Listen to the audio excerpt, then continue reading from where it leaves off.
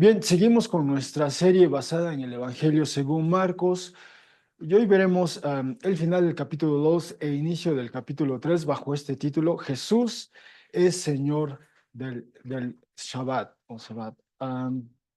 Así que procederé a dar lectura al texto que nos va a ocupar este segmento de estudio, este segmento, este tiempo donde exploramos juntos el texto bíblico. Y comenzaré con Marcos 2:23. Y ocurrió a él en el Sabbat, al pasar a través de los sembrados, y los discípulos de él comenzaron un trayecto a hacer arrancando espigas. Y los fariseos decían a él: Mira, ¿por qué hacen en el Sabbat lo que no está permitido? Y dice a ellos: ¿Nunca leyeron lo que hizo David cuando necesidad tuvo y estuvo hambriento, él y los que con él se encontraban? ¿Cómo entró en la casa de Dios en tiempos de Abiatar y los panes de la presencia comió, los cuales no está permitido comer sino a los sacerdotes, y dio también a quienes con él estaban? 2:27. Y dice a ellos: el Sabbat, debido al ser humano, llegó a producirse o a existir, y no el ser humano debido al Sabbat. De este modo, Señor es el Hijo del ser humano, incluso del Sabbat. 3:1. Y entró de nuevo en la sinagoga, y estaba ahí un ser humano teniendo la mano habiéndosele paralizado, y estaban observándole detenidamente si en el Sabbat le curarían, de modo que presentaran cargos contra él. 3:3. Y dice al ser humano quien tiene la mano paralizada: levántate en medio o ponte de pie en medio. Y dice a ellos: ¿está permitido en el Sabbat bien hacer o mal hacer, una vida salvar o matar? Pero ellos permanecían en silencio, y mirando alrededor de ellos con enfado, siendo juntamente afligido por la insensibilidad del corazón de ellos, dice al ser humano: extiende la mano. Y extendió, y le fue restaurada la mano de él.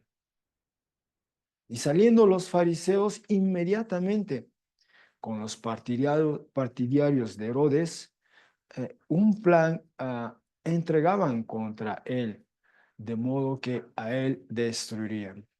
Bueno, hasta aquí nuestra lectura del texto que estaremos explorando el resto de nuestra sesión. Ah, y bueno, dado el tema que asoma en este texto, solo brevemente quisiera, eh, pues, eso, destacar estas circunstancia por la que todos atravesamos hace apenas unos años, el COVID, la pandemia del COVID y todo lo que generó en México y en otras partes del mundo. Los distintos gobiernos imponían ciertas medidas de política pública, medidas eh, que tenían que ver con la salud, y veíamos que al paso del tiempo cómo esas medidas iban cambiando, ¿verdad? A algunos de nosotros quizá las recordemos y en principio nos desconcertaban, quizá en algún momento nos parecieron absurdas, y al paso del tiempo se fueron algunas modificando, alterando. Quizá recuerden, en un principio había que limpiarse los pies en un, ¿cómo decirlo? En un tapete húmedo. Había esta presunción de que será una de las maneras en que quizá se estuvo difundiendo, divulgando el virus, pero después resultó que ese no fue el caso, así que se prescindió de esa medida, por mencionar una. Desde luego el estar confinados, y todas las implicaciones que eso tuvo. En algunos países fue un poco, no tanto tiempo, en otros fue más tiempo. Am, por mencionar algunas, el que pueda uno salir al aire libre y guardar cierta distancia, cuánta distancia guardar, el usar mascarillas, Es decir, vimos una serie de medidas, ¿ah? Que algunas de ellas estuvieron vigentes tan solo por un corto periodo de tiempo y después fueron retiradas. Bueno, es decir, esa fue ha sido nuestra experiencia, ¿no? Que si había uno que viajar, había que hacerse la prueba, presentar un certificado y después esa medida ya fue eventualmente abolida, digamos. Am, bueno, y así, creo que todos vivimos en algún momento ese tipo de medidas, cómo fueron cambiando al paso del tiempo. Y eso es lo que ha estado, digamos, revisándose por parte de algunos grupos, organizaciones alrededor del mundo e incluso gobiernos, ¿no? Y por ejemplo, aquí solo estamos viendo un par de artículos, uno que tiene que ver con un informe anual sobre el bienestar, digamos, o felicidad. Cada año esta organización emite ese informe y siempre aborda algún tema. En el 2021 fue el tema del COVID, ¿verdad? Las medidas que se tomaron a nivel global y el efecto, el impacto que éstas tuvieron y qué enseñanza nos deja eso en cuanto a políticas públicas. Y luego el otro artículo que ven a la derecha, igual está haciendo ese recuento, revisando a la experiencia global, qué fue lo eficiente, lo que sí ayudó, lo que sí contribuyó, cuáles fueron aquellas medidas que fueron contraproducentes. O sea, en un sentido evitaban difundir el contagio, pero tuvo esta reacción o efecto negativo de ahondar ciertas circunstancias como aspectos de salud mental, entre otros, ¿no? Y entonces, ahorita hay esta conversación donde todo se está revisando, cuestionando, incluso la pertinencia, la validez de algunas vacunas, los efectos secundarios que han tenido el uso de mascarillas. Es decir, todo se está revisando y cuestionando. Esto sí fue adecuado o no, con miras a eso, aprender lecciones de esa experiencia para el porvenir. Y, por ejemplo, solo cito brevemente de este informe, repito, se publicó en el 2021, todavía en medio de la pandemia, y concluía en su capítulo 6 este informe. Dice: casos de investigación han mostrado que la pandemia ha conducido a incrementar resultados psicológicos negativos, tales como depresión y ansiedad, para una gran proporción de la población. Y más adelante continúa diciendo: con la riqueza de información ya publicada y la que se avecina en el horizonte, investigadores, diseñadores de políticas públicas, diríamos políticos quizá, y oficiales de la salud deben continuar descansando o confiando en datos empíricos para informar intervenciones y políticas públicas que procuran balancear la salud física con énfasis en mantener o impulsar el bienestar y la conexión social de la gente alrededor del mundo. Ah, bueno, ese es un testimonio. El otro artículo igual concluye en su análisis, repito, es un alcance global. Dice lo siguiente: al medir la efectividad de la respuesta global a la pandemia de COVID-19 y los resultados de los factores de su impacto, este estudio espera ofrecer una referencia para la comunidad al explorar cómo reducir y proponer medidas alternas para mejorar las políticas públicas de salud para mitigar la pandemia del COVID-19. Este artículo se publicó en el 2023, hace un año. En el futuro, cuando enfrentados con una pandemia súbita o crisis de salud, ello puede proporcionar a los diseñadores de políticas públicas globales y nacionales y centros de salud con indicadores de referencia y lineamientos efectivos en la medida en que la humanidad enfrente muchas epidemias sin precedentes y desafíos en el futuro. Se espera que el mundo aprenda de sus errores e innove estrategias para mejorar la respuesta y políticas de salud pública mientras trabaja en conjunto para combatir la pandemia del COVID-19. Es decir, hay este consenso global, ¿no?, de que algunas de las medidas fueron muy extremas, de hecho innecesarias e incluso contraproducentes, ¿no?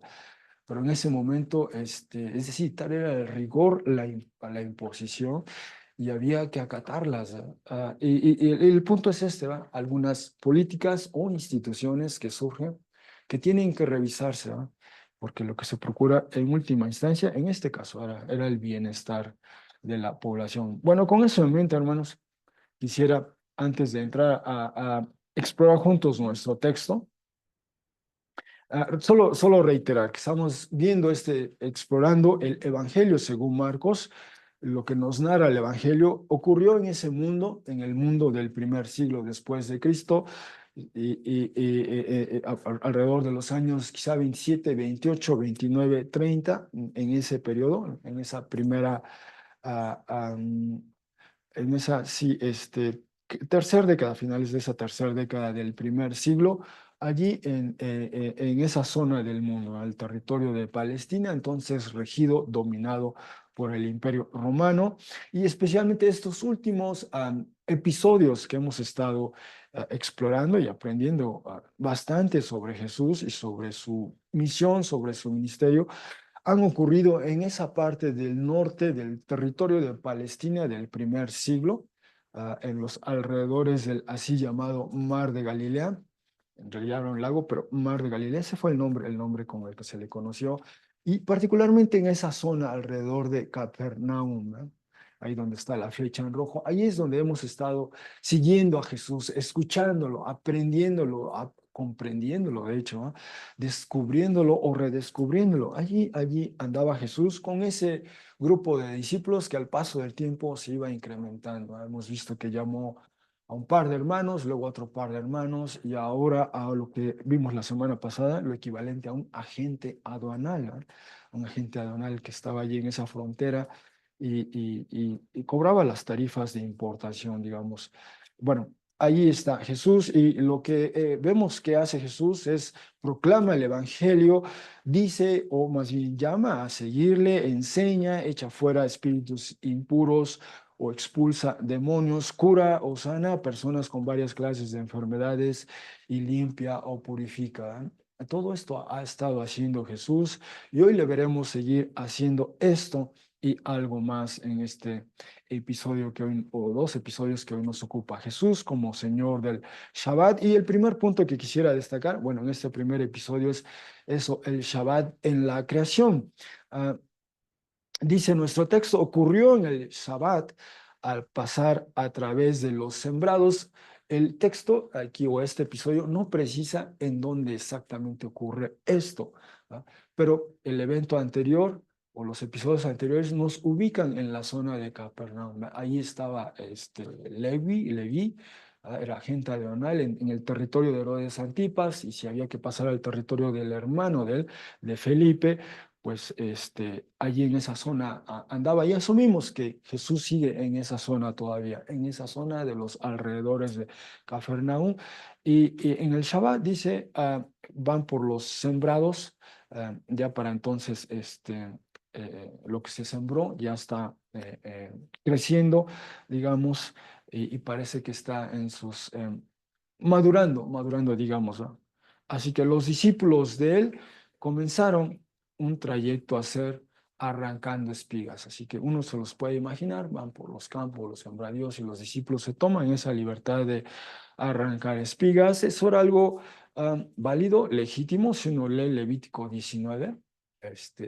La recomendación era no arrancar, digamos, de raíz del todo, ¿no? Había que dejar algo para quienes después, pues, no tuviesen lo suficiente, pueden ir también a recabar algo allí.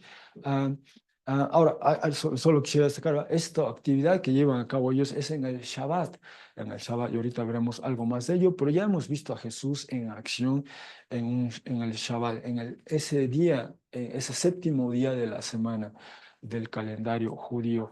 Ya vimos un evento en Marcos 1:21, bueno, ese episodio, ese pasaje. Allí ya vimos algo de Jesús.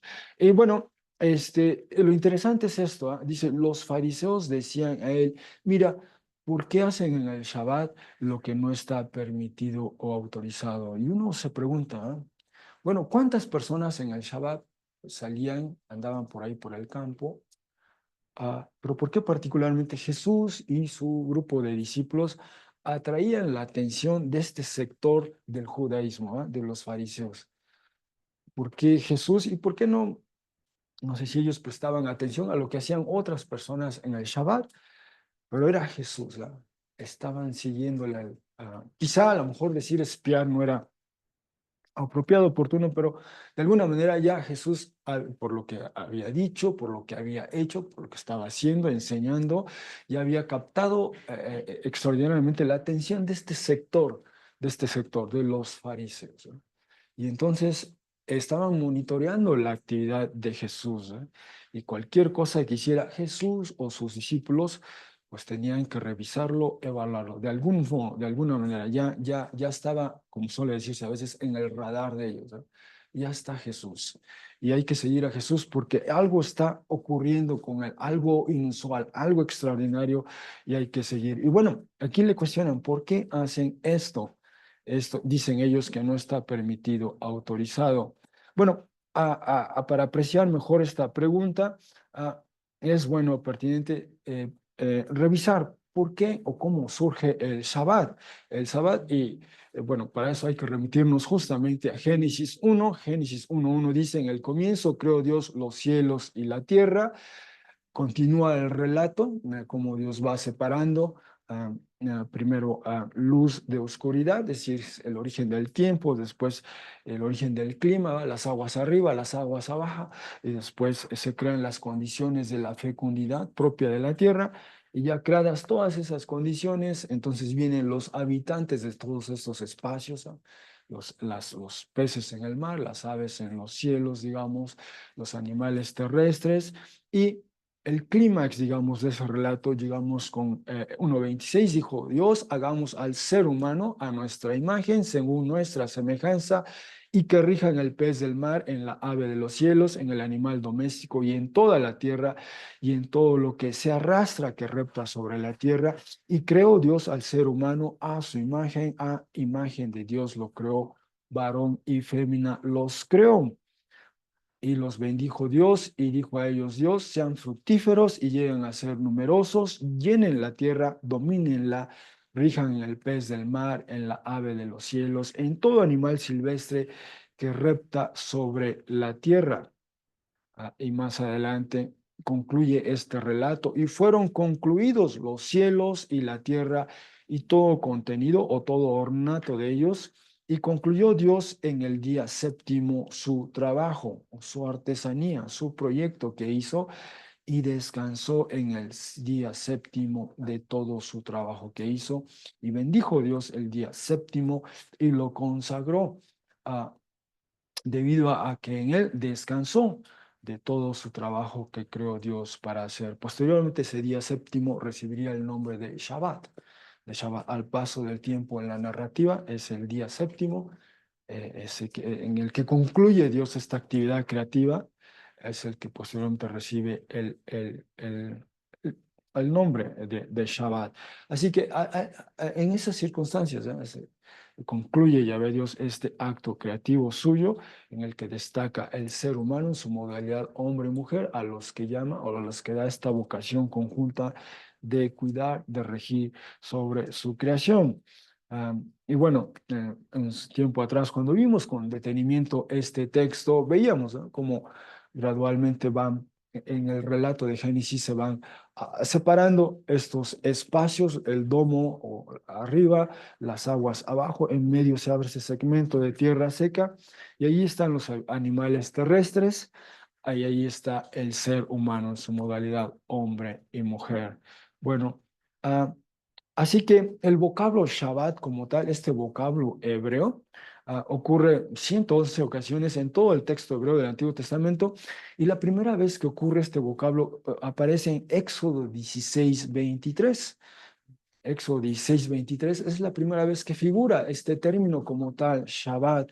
Y si uno se ubica en cómo se va desarrollando la narrativa bíblica, en Éxodo 16 es ya justamente, digamos, el umbral, el clímax de Éxodo, es Éxodo 14:15. Es decir, el pueblo de Israel está por salir de Egipto, ya está dejando a Egipto atrás, y la última gran barrera a cruzar es ese mar, esas aguas que tiene que cruzar Israel, ¿va? Detrás viene el faraón con su ejército, vienen tras ellos, y están rodeados. Enfrente está el agua, aquí está el ejército, y ocurre algo extraordinario, ¿no? Yahvé da la orden a Moisés con su vara, tiene que golpear las aguas y éstas se abren y pasa el pueblo.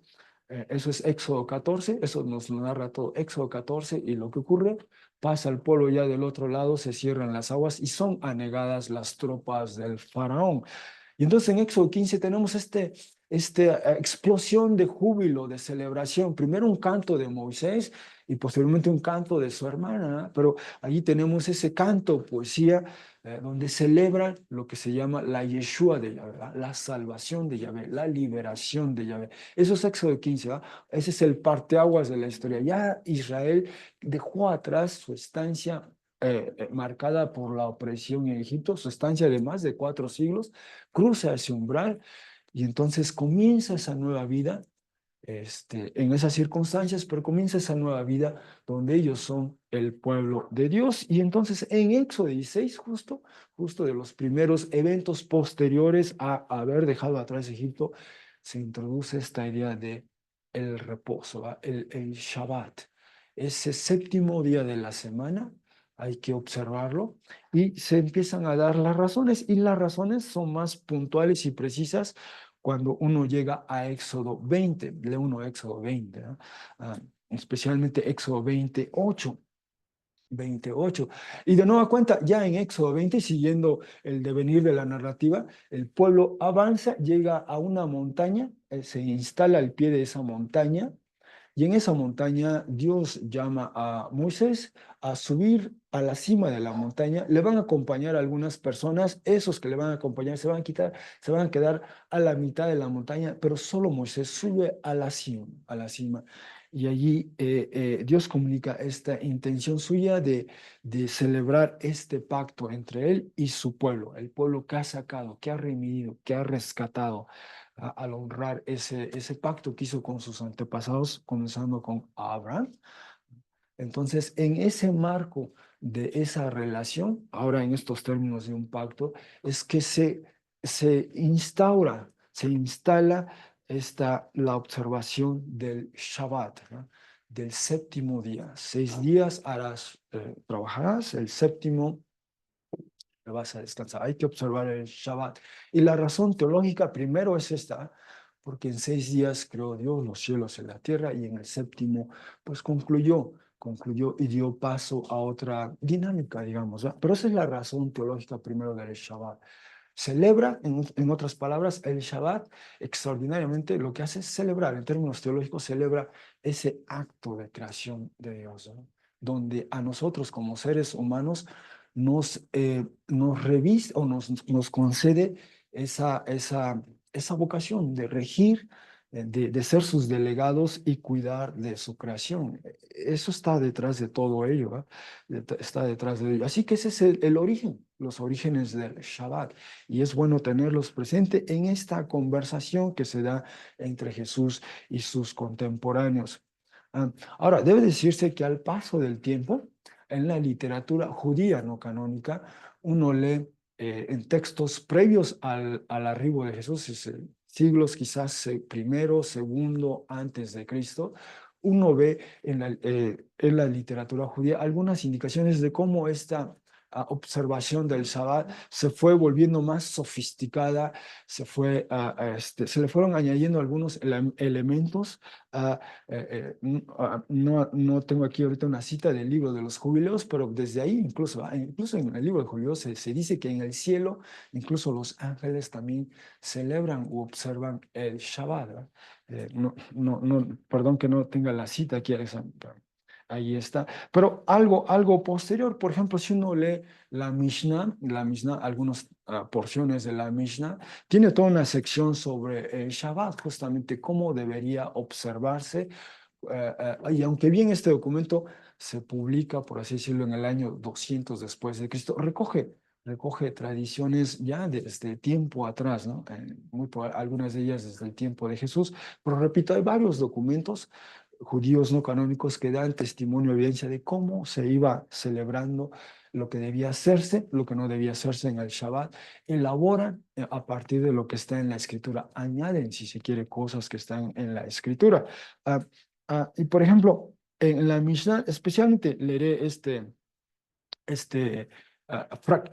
digamos, fragmento número 2 de este capítulo 7 de Shabbat en la misma. Dice, los trabajos, hablando de lo que no debería hacerse, ¿verdad? Los trabajos principales son 40 menos 1: sembrar, arar, segar, engavillar, majar, bildar, limpiar, moler, cribar, amasar, coser, esquilar, lavar la lana, mullirla, teñirla, hilar, tejer, hacer dos cordoncillos, tejer dos hilos, separar dos hilos, hacer nudos, soltarlos, hacer dos costuras, desgarrar algo con objeto de hacer dos costuras, cazar un ciervo, matarlo, despellejarlo, ensalarlo, perdón, curar la piel, pulirla, cortarla, escribir dos letras, borrar con el fin de escribir dos letras, edificar, demoler, apagar, encender, golpear con martillo, transportar de un ámbito a otro.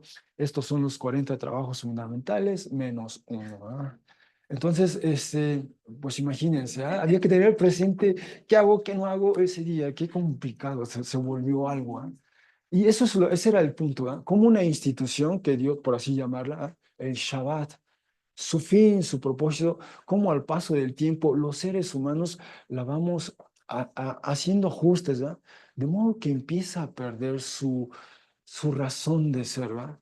Y lejos de beneficiar, como que empieza a adquirir un carácter un tanto opresivo, ¿verdad? El Shabbat, y en vez de ser ese día de descanso donde celebramos la creación de Dios, es un día donde, ¿qué puedo hacer? ¿Qué no puedo hacer? Que genera esa aprehensión, ¿verdad?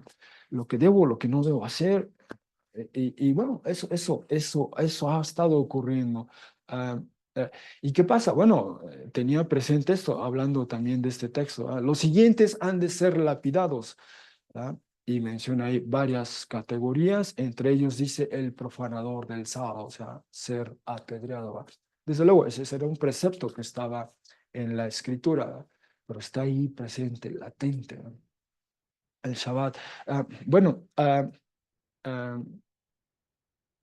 ocurre, no obstante, que hay eventos en la vida del pueblo judío. Por ejemplo, este evento que ocurre aproximadamente en el año 167 antes de Cristo, el pueblo judío enfrenta la opresión del rey que entonces dominaba ese territorio, Antíoco Epifanes el cuarto, que quiere que ellos se desentiendan de sus usos, de sus costumbres como judíos y adopten el helenismo, ¿ah? La cultura griega, que la absorban, que la hagan suya y se desprendan del otro.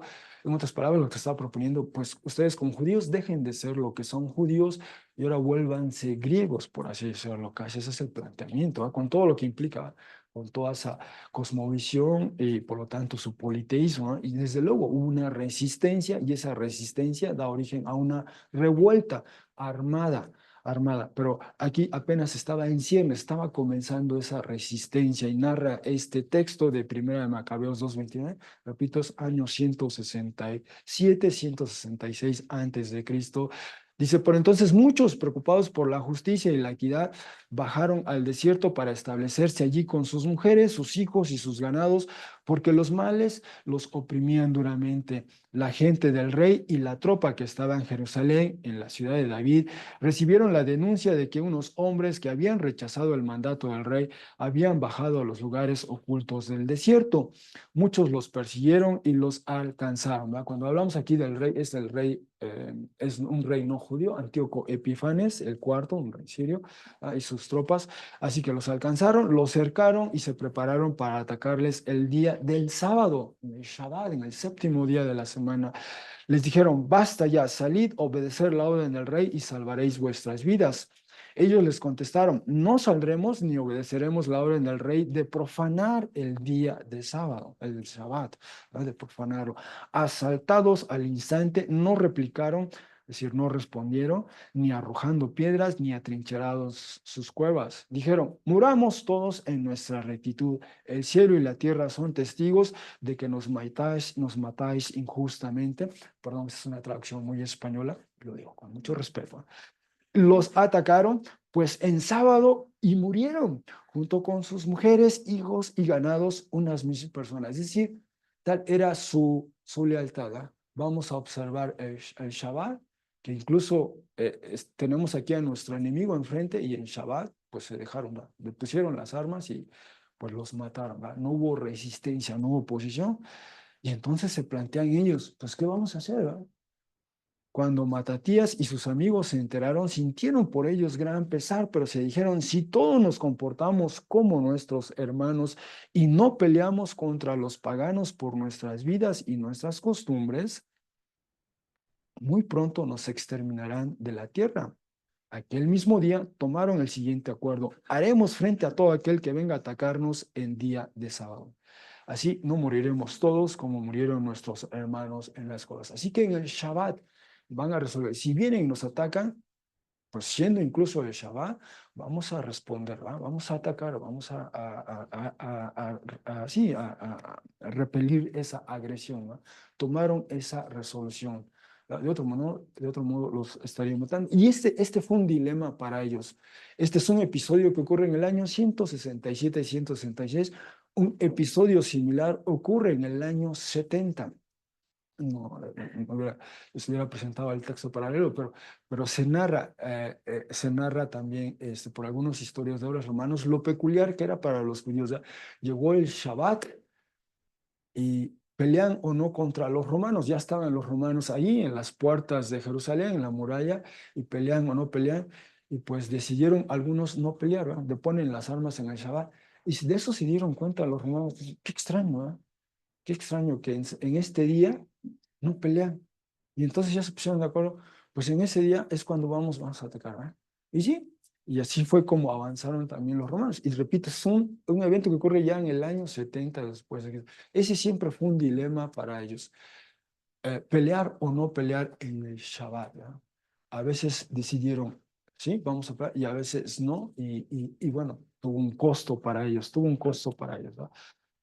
Y entonces, repito, al paso del tiempo hubo estas variantes, estas variaciones en qué hacer, qué no hacer en el Shabbat, en el séptimo día de la semana. Ah, Así que ese es el punto. Perdón, solo me regreso rápido al texto. Esa es la pregunta. Le dicen a Jesús, perdón. Bueno, le dicen a Jesús, mira, ¿por qué hacen en el Shabbat lo que no está permitido? En un sentido, de acuerdo a estas convenciones ya de la época de Jesús, este, eh, eh, eh, cegar, sembrar, arar, cegar, no era algo aceptable en el Shabbat. Pero ya vimos, ¿verdad? De acuerdo a las circunstancias, a veces había que hacer algunos ajustes y, pues, aunque sea Shabbat, hay que hacer esto, ¿verdad? Porque está de por medio la sobrevivencia del pueblo como tal, ¿no? Bueno, entonces, ¿cómo responde Jesús ante esta objeción, ¿verdad? ¿Por qué tus discípulos hacen esto en el Shabbat? ¿No?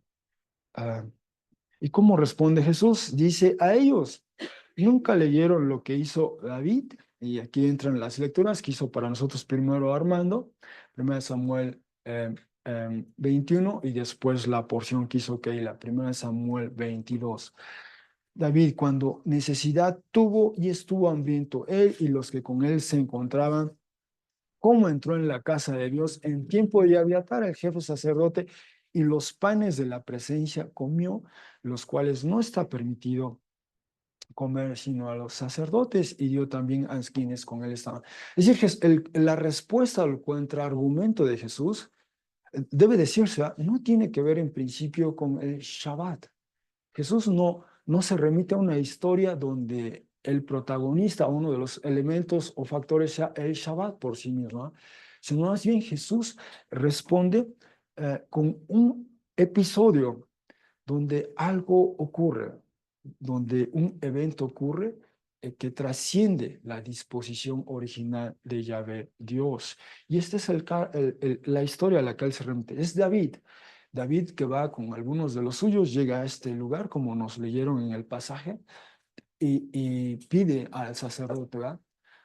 Pues no tienes algo de comer. Y dice: lo único que tengo son los panes de la presencia, o los panes de la proposición, o de la presencia.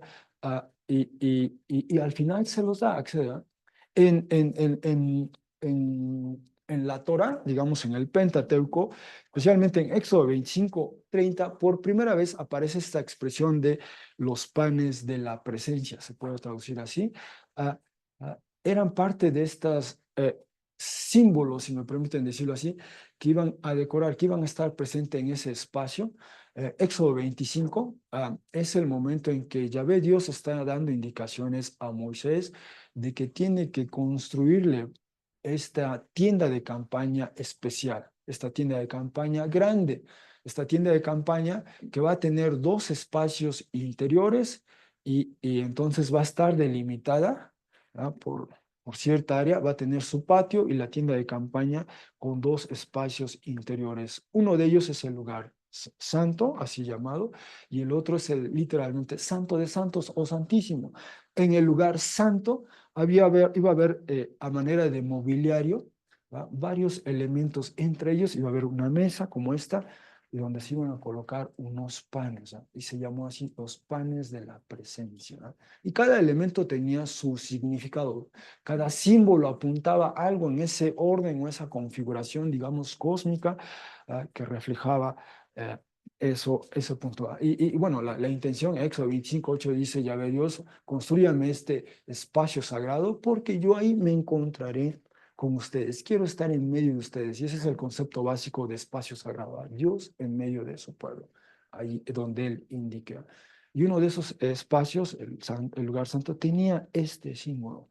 Y eso, repito, eso aparece en Éxodo 25, se norma, se regulariza, Éxodo 35, y después Levítico 24 dice explícitamente, ¿quiénes van a comer de esos panes que se van a colocar ahí todos los días? Hay que renovarlos mañana y tarde. ¿Quiénes los van a comer? Es para, los come solamente, primero Aarón, sus hijos y después sus descendientes. Es decir, exclusiva, es una prerrogativa de Aarón y sus descendientes, los sacerdotes que fueron ungidos en primera instancia. ¿Verdad? Solo ellos iban a comer esos panes, así estaba estipulado, así estaba estipulado. Así que Jesús narra esta historia en donde vive David ese momento. Y ahora es interesante apreciar o tratar de entender por qué Jesús se remite a esta historia. ¿Verdad? ¿Por qué esa historia y no otra?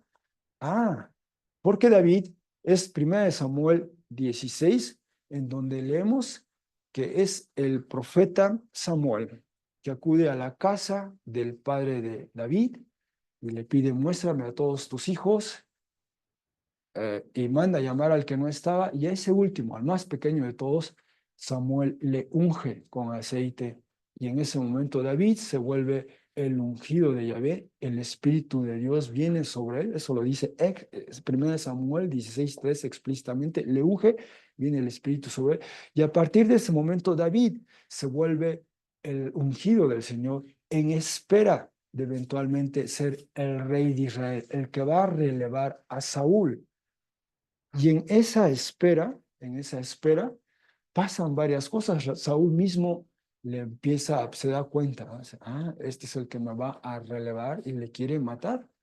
Y es ese tiempo en que David está siendo perseguido por Saúl y va con algunos. David ya no va solo, va acompañado, ¿verdad? Y ese es el mensaje implícito que está comunicando David a sus interlocutores, a los fariseos, ¿verdad?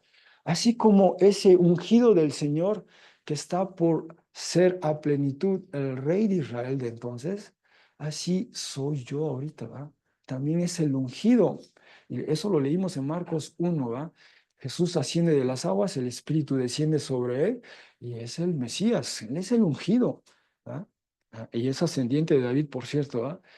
Y así como David en ese tiempo, en esa circunstancia, en esa urgencia, en ese apremio, llegó y tuvo una necesidad, fue válido, fue legítimo para el ungido del Señor hacer algo que no cualquier persona podía hacer, ¿va?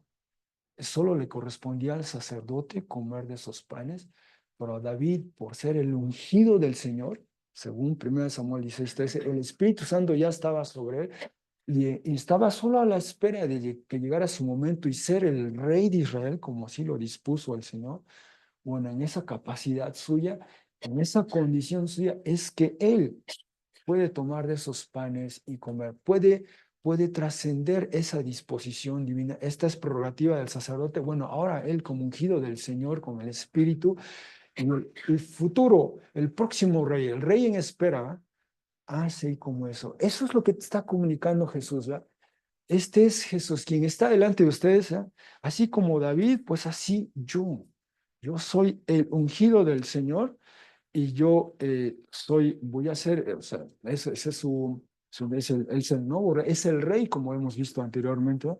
Y en esa capacidad suya, en esa condición suya, él puede autorizar, puede hacer esta concesión, puede permitir que sus discípulos, eso, recojan esas espigas en el Shabbat. Y habiendo marcado eso, les dice, el Shabbat, debido al ser humano, llegó a existir, ¿verdad? Lo acabamos de leer en Génesis 1, ¿verdad? Dios crea el ser humano, crea en general cielos y tierra, en particularmente crea el ser humano, y al final de ese acto de creación es que Dios consagra ese séptimo día, es el día en que ya concluyó todo, y entonces va a ser un día para honrarle a Él. Entonces, es el Shabbat. El Shabbat se define o tiene su razón de ser por el ser humano y no a la inversa, ¿ah? Eso es lo primero que está comunicando Jesús, ¿ah? Recupera, reivindica el sentido original del Shabbat. El Shabbat existe porque primero Dios creó al ser humano, ¿ah? Y el Shabbat es un instrumento, una institución, si me permiten decirlo así, que va a beneficiar al ser humano, le va a ayudar, le va a coadyuvar a tener esa orientación litúrgica en su vida. Hay que honrar al Señor y particularmente en el día de descanso vamos a honrar al Señor. Digo, se le honra todos los días, cada momento de la vida, pero particularmente el séptimo día de la semana honramos al Señor. Eso es lo primero que dice Jesús. Y lo segundo que dice, de este modo, Señor es el Hijo del ser humano, incluso del Shabbat. Así como David, el ungido del Señor, ¿ah? El rey de Israel en espera, ¿ah? En esa condición, en esa coyuntura, puede comer esos panes que solo le correspondía al sacerdote, pero por su condición ahora él puede. Así Jesús, redefine, recupera, redescubre el sentido, el propósito del Shabbat. En el Shabbat sí se puede hacer esto. Yo dispongo que se haga esto, porque en última instancia el Shabbat es un instrumento, es una institución, es algo para beneficio del ser humano. Y yo redefino esos términos. Eso es lo que está diciendo Jesús, ¿eh? Yo soy el que redefino esos términos porque yo soy, dice, el hijo del ser humano. Y hemos visto esa expresión, ¿va? La vimos en Marcos 2:10, ¿eh? Y por lo tanto, esa autoridad que le ha sido dada al hijo del ser humano, recordemos, les dice a los que están ahí observando cómo esperando qué va a hacer con ese paralítico que descendió, ¿ah? Dice, ¿qué es más fácil decir? ¿Tus pecados son perdonados? O decir, levántate. Y les dice las dos cosas. Bueno, para que vean que el Hijo del Hombre tiene autoridad sobre la tierra, le da la instrucción al paralítico, levántate, toma tu camilla y ve. Y entonces ahí Jesús se presenta como el Hijo del ser humano y aquí simplemente continúa, es otro aspecto de esa autoridad que tiene el Hijo del ser humano. Y vimos en su momento el origen de esa frase, ¿ah? Marcos nos ha preparado para esa expresión en la visión que narra de Marcos 1, 12, 13. Jesús ya ascendió de las aguas, el Espíritu viene sobre él. Bueno, el Espíritu le lleva a esta zona un tanto etérea, el desierto, y ahí está la expresión con la que se refiere Juan el Bautista a Jesús es el más fuerte, el más poderoso. Ahí está, conviviendo con estos animales silvestres o salvajes. Hay ahí un personaje misterioso que es el adversario, Satanás en griego, pero también los ángeles le asisten, ¿no? Tenemos esa visión de esta figura humana que evoca Génesis 1, ¿ah? Como vimos ya, Génesis 1 o también Génesis 2, pero particularmente vimos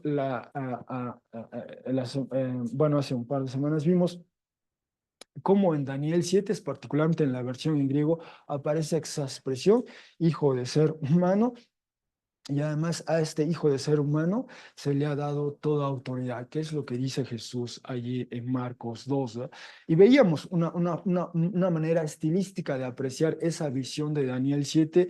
Esta figura humana va sobre las nubes para presentarse ante el trono, rodeado de otros tronos, y donde también hay hay fuego y un río de fuego, ¿verdad? Ahí está eso. Y previo a él han estado estos animales salvajes, estos animales silvestres, es el mismo vocablo que utiliza Marcos, el que aparece en Daniel 7, ¿verdad? Estos cuatro animales, o estos, sí, cuatro animales previos, algunos híbridos, ¿verdad? Pero ahí está, esta figura humana que es empoderada, exaltada, vindicada, ¿verdad? Ese es Jesús, actualiza esa visión de Daniel 7 en su persona, le da ese giro cristológico y entonces ahora vemos otro aspecto, ¿verdad? Jesús como hijo del ser humano, con esa autoridad, puede redefinir los términos del Shabbat. No lo está destruyendo, no está abrogando el Shabbat, simplemente está reivindicando, redescubriendo, digamos, el sentido o el propósito del Shabbat. El Shabbat se va a seguir observando. No, no está diciendo Jesús que se cancela el Shabbat, simplemente como Señor de él, redefine, redescubre. Es válido, es legítimo que sus discípulos tomen de esas espigas, así como David, el ungido del Señor, rey en espera, pudo trascender, ¿no?, esa disposición divina y comió de esos panes, ¿no? Eso es lo que les está comunicando. En otras palabras, la respuesta de Jesús es muy teológica, ¿verdad? Y en un sentido muy cristológico, ¿no? Pero esa es su respuesta a esta observación, o más bien a este cuestionamiento que le hacen los fariseos, ¿verdad?, que van monitoreando toda la actividad de Jesús y le preguntan, ¿por qué hacen ellos esto cuando no se debe? Y Jesús da una respuesta. Por cierto, el tema, como hemos visto en el pasado, el tema de la autoridad allí estaba bien latente, bien presente. Era parte del discurso político, del discurso imperial, ¿no? Cuando dice aquí este texto, cuando se libró la batalla de Accio, presumiblemente el 2 de septiembre del 31 antes de Cristo, y convino en periodo de paz que todo el poder se concentrara en una sola mano, y ese es el régimen de entonces, ¿ah?, el Imperio Romano. Pero esta idea de autoridad, poder que se concentra en una sola persona, y así lo dice Augusto en sus memorias, ¿ah? El divino Augusto, por medio de las cuales él logró someter al mundo al gobierno de la gente de Roma. O también, como diría Josefo, Josefo años después de Jesús, quizá aproximadamente unos 30 años después casi de este evento que estamos leyendo aquí en Marcos 3, aproximadamente 30 años después, Josefo, el autor de Sabán judío, está frente a un general romano que se llamaba Vespasiano y le dice, tú, Vespasiano, serás César y emperador, y también lo será tu hijo que está aquí presente.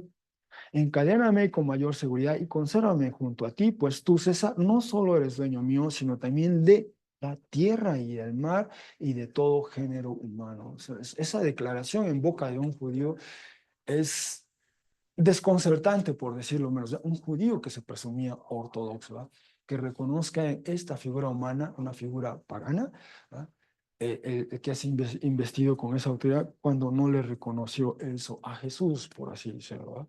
Pero ahí está, la idea de autoridad estaba latente en esos eventos, en ese tiempo. Bueno, ese es el primer episodio, ¿verdad? Jesús explica por qué reivindica, recupera, rescata, rehabilita el sentido original de el Shabbat en la creación. Y luego vamos a este segundo episodio más corto. Dice, y entró de nuevo en la sinagoga. Ah, entró de nuevo en la sinagoga. Entonces iban por el campo, ¿verdad? Y de alguna manera, quizá después de haber de eso, van a la sinagoga. Estamos todavía en el Shabbat y presumiblemente estamos en Capernaum, ¿verdad? Sí, así que entró en la sinagoga y estaba ahí, dice, un ser humano en esa sinagoga. Entre varios de los que estaban presentes en esa sinagoga, había un ser humano que le distinguía esto. Dice, teniendo la mano, habiéndosele paralizado o secado, quizá gangrenado, porque el verbo que se utiliza, el verbo en griego, el verbo en griego que se utiliza, da la idea de que es una zona del cuerpo que dejó de tener esa irrigación sanguínea, ¿va? O sea, dejó de fluir la sangre, digamos, y eso ha ido que se vaya ah, paralizando, ¿va? Marchitando, y bueno, es un término general, genérico, no precisa ni por qué, ¿va? Ni las causas, ni, o sea, no está usando quizá terminología técnica que hoy es médica, perdón, más precisa, pero no sé, quizá la posibilidad es esa, a lo mejor se le gangrenó, si ese es el caso. Bueno, lo cierto es que ha venido a menos, esa mano ya no funciona como antes, ya no tiene esa irrigación, digamos, por alguna causa, por alguna razón. Así que sabían que estaba ahí esa persona. O sea, había muchas personas, bueno, asumimos que había varias personas en la sinagoga ese día, en el Shabbat. Esta en particular se distinguía porque era evidente para todos que algo le había pasado a su mano, ¿no? O sea, era evidente. Y por lo tanto dice, estaban observándole si en el Shabbat le curaría o sanaría, ¿no? Y desde luego, no nos dice aquí quién es, pero al final del pasaje sí nos dice, en esa sinagoga estaban otra vez un grupo, un sector de los fariseos, además de otros que llama herodianos. Ahorita vamos a ese punto. Pero en la congregación, en la comunidad, estaban esos grupos, además de otras personas. Y por supuesto estaba esta otra persona. Pero esa era la intención. Estaban pensando, ¿qué va a hacer? Ya sé. Y desde luego Jesús se percata de ello. Así que, y dice al ser humano, quien tiene la mano para echar. No se nos da su nombre, no se nos da su nombre, pero solo se le identifica así.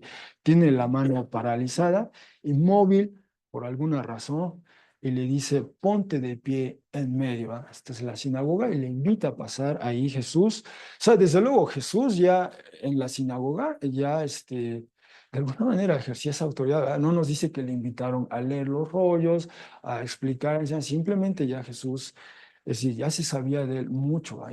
Probablemente es la sinagoga en la que ya ha visitado por lo menos dos o más ocasiones, ¿no? Entonces, ya está ahí Jesús, invita a esta persona en medio y lanza la pregunta a toda la audiencia, pero particularmente a estas personas que están, eso, ¿ah? Que están con ¿va? ¿Hace o no hace? ¿Va a hacer algo para acusarle, para presentar, claro, esas las intenciones de ellos? ¿No? Y lanza esta pregunta a Jesús. ¿Está permitido? Retoma la pregunta previa. ¿Está permitido en el Shabbat bien hacer o mal hacer? ¿Verdad? Antes se dice, se existía antes el verbo malfacer en el diccionario de la lengua de la Real Academia, pero ya ha caído en desuso ese verbo. Ahora se dice mal hacer o malograr. ¿Ah? Bien hacer o mal hacer, un alma o una vida, salvar o liberar, o una vida, matar o ejecutar. ¿No? Es una disyuntiva que plantea Jesús, ¿no? Es uno u lo otro. ¿Qué está permitido hacer en el Shabbat? ¿No? Y aquí implícitamente, no lo hace Jesús de una manera expresa, pero implícitamente Jesús también está recuperando otro aspecto teológico del Shabbat que nos comunica la Escritura. Y para ello, quizá quien mejor lo ilustra es este texto de Deuteronomio 5:15. Deuteronomio 5:15 dice este texto en esta traducción, está hablando Yahvé Dios, ¿ah? Está este recuento de los hechos que está haciendo Moisés, ya es Deuteronomio 7, ya han pasado, salieron de Egipto, ya han pasado ya 40 años en el desierto, estas vicisitudes, y están a la víspera de ingresar a la tierra prometida, a la que finalmente no llega Moisés, solo le permiten verla a la distancia, ¿va? Pero en este recuento de los hechos, en Deuteronomio 5, dice lo siguiente, está hablando Yahvé Dios y dice, y recuerda que esclavo fuiste en la tierra de Egipto, ¿verdad? Como hace un rato lo vimos, e hizo que salieras Yahvé tu Dios de ahí con mano fuerte y con brazo extendido. Por tanto, te ordena Yahvé tu Dios el observar, literalmente dice el hacer, no puede decir el observar el día del Shabbat. Es decir, otra manera, otra razón por la cual celebrar u observar el Shabbat, ese séptimo día de la semana. Otra razón, no solo porque además Dios creó los cielos y la tierra, esa es una. Otra más es porque también comunica el momento de la liberación de Yahvé Dios con su paso por lo saca de su opresión de Egipto. Esos más de 4 siglos allí oprimidos, cuando lo saca, el Shabbat también apunta a ello, es un recordatorio, es un eco de ello, de lo extraordinario que tuvo que hacer Dios para liberar a ese pueblo. Y ese es otro aspecto del Shabbat que Jesús recupera, rehabilita en esa conversación de una manera implícita. Jesús plantea, ¿qué es válido? ¿Salvar o liberar? ¿no? O matar. ¿Qué es lo que hizo después de todo? O sea, en otras palabras, implícitamente es lo que está diciendo Jesús. ¿Qué es lo que hizo en última instancia Yahvé Dios? O sea, aquí lo dice. Él hizo algo extraordinario. Él salvó, él liberó, él rescató, él recuperó para sí un pueblo y por lo tanto el Shabbat tiene que recordar eso, celebrar eso. Y de esa manera está respondiendo Jesús. Uno o lo otro. Pues desde luego la disyuntiva es esta. Hacer, ¿qué está permitido en el Shabbat? Bien hacer, desde luego, un alma liberar, salvar, porque después de todo esa es la causa, la razón del ser del Shabbat. Dios liberó a todo un pueblo, no solo un alma, una vida, a todo un pueblo lo liberó, lo rescató, lo salvó, y entonces por eso celebramos el Shabbat. Y ese es el otro punto, ese es el otro punto. Así que con esa premisa teológica, o sea, desobediencia no tiene respuesta. Jesús dice, ellos permanecían en silencio. ¿Ah?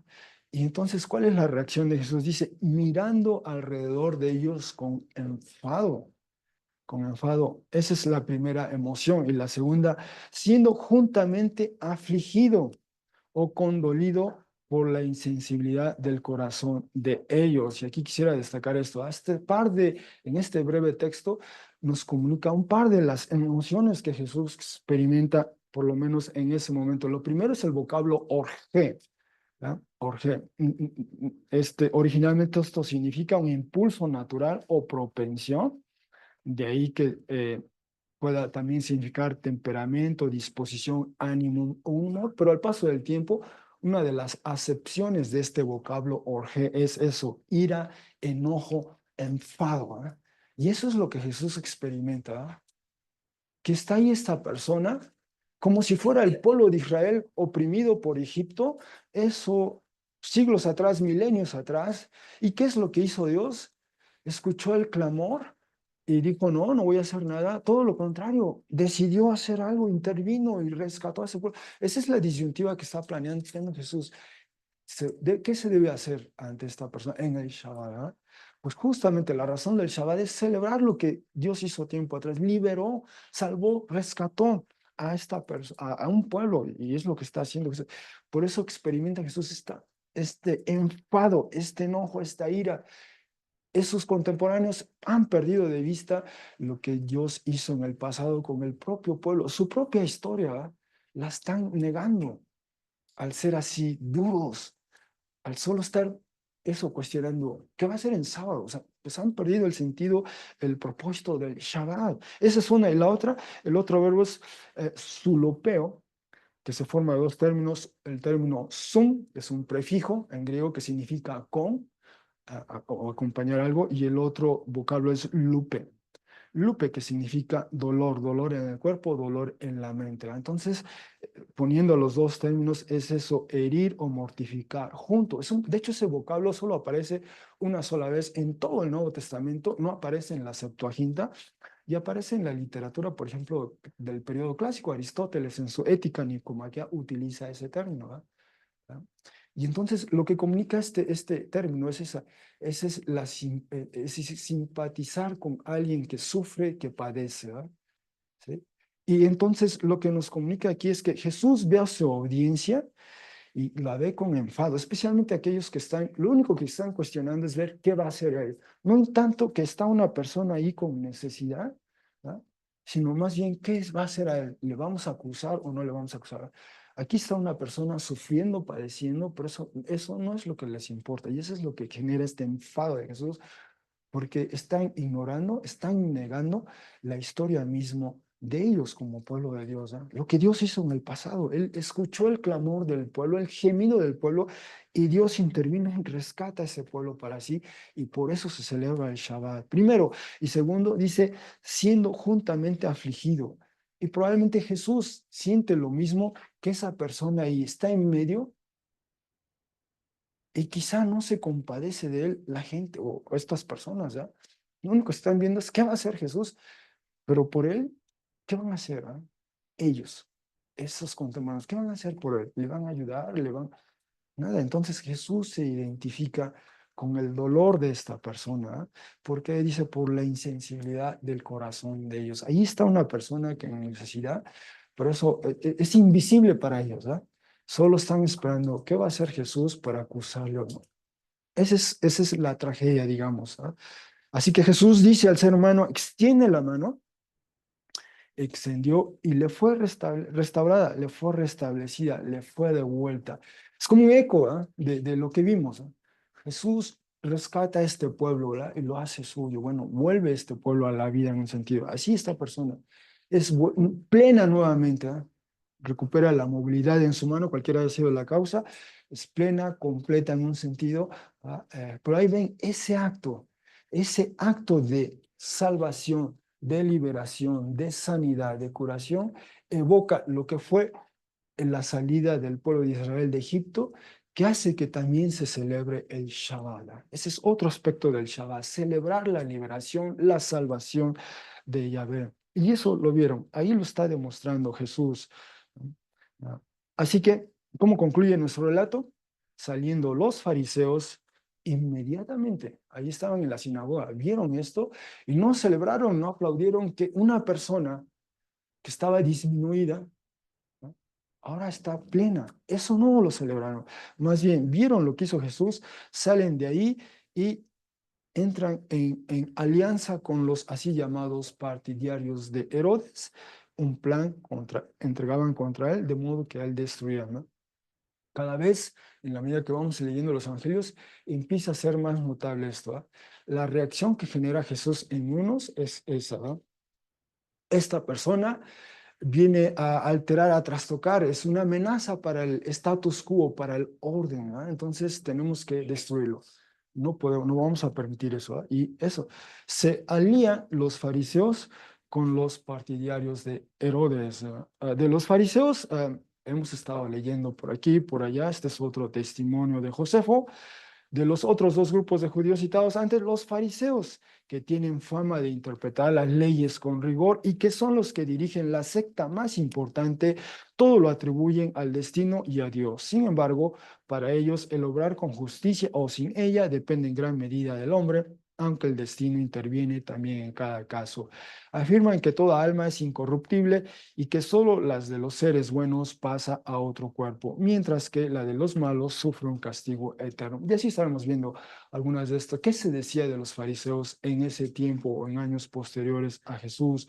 Ese es un aspecto. Y el otro, en este breve testimonio, bueno, estaban Josefo narrando algunos eventos del tiempo de Herodes el Grande, ¿verdad? Esto es como unos, varias décadas atrás de Jesús, varias décadas atrás de Jesús, y entre ellos dice lo siguiente, bueno, si me limito aquí a esa parte, dice, sin embargo, al darse cuenta Antígono de sus intenciones, no le permitió entrar en la ciudad y le mantuvo fuera de sus muros como si de un enemigo se tratase, hasta que Maquera se retiró avergonzado a Emaús junto a Herodes.